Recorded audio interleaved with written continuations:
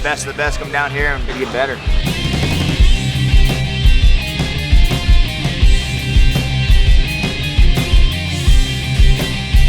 This isn't exactly healthy.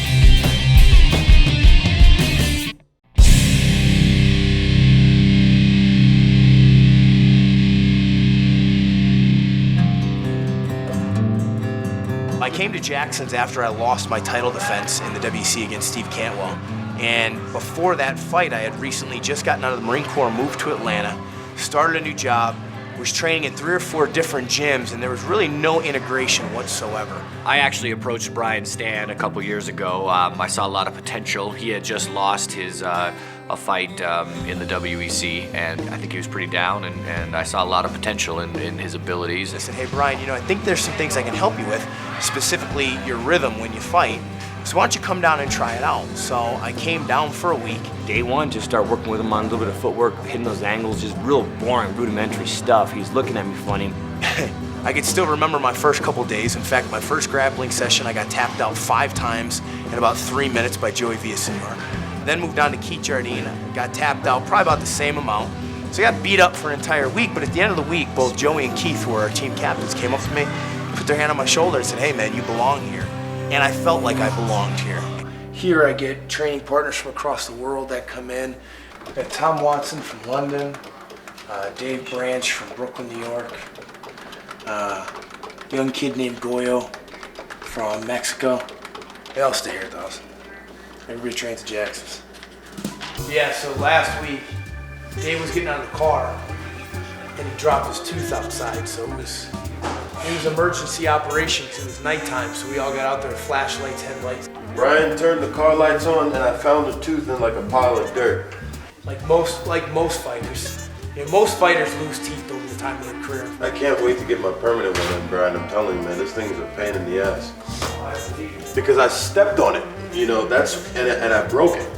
So now it's like it's in half, and now every time I say the F word, it flies right out of my mouth. I'm serious, man. Oh, they wake up in Britain? Here the fun begins, man. What do you guys call jelly?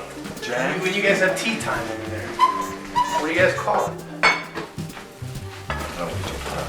You know what jam, yeah. What the hell do you think I was talking about? Tea time. The personality of a fighter is everything to me because if you have the most talent in the world but you're a jerk, I'm not going to train you, period. Once you get here, your personality and your fighting style are often, but not always, kind of intertwined. But what I try to do is look deeper in the personality for what I call utility, and that's like their preferences. Like, do they like to go forward? Do they like to... Even in your personality, you can see those things coming through sometimes. So while it's not always an indication of how they're going to fight, a lot of times personality can be a telling factor. We all take pride in each other's success. We all take pride in each other's growth. You're not going to find that everywhere. You're not going to find a guy that at the end of a training session is going to tell you how he was beating you and why, and show you so he can't do it anymore. You're not going to always find that. We're very competitive here, but we're also very helpful towards each other. I'd say Brian's main strength is his mind. He's a very strong person. He's got great stand-up and great grappling, but I think his best aspects is his mental game. He's a lot of confidence. He never gives up, and he's just got that attitude that's great for a fighter. Since he's come to Jackson, you can tell the difference of his level of fighting has just skyrocketed. Brian's looking pretty good. Gotta get his hands a little more. He'll definitely do good in his next fight. We really want to see how far he can go. That's my thing. If we can get all the way to title shots, and which I believe he can, then that's what we're going to do. Brian Stann, he's the All-American.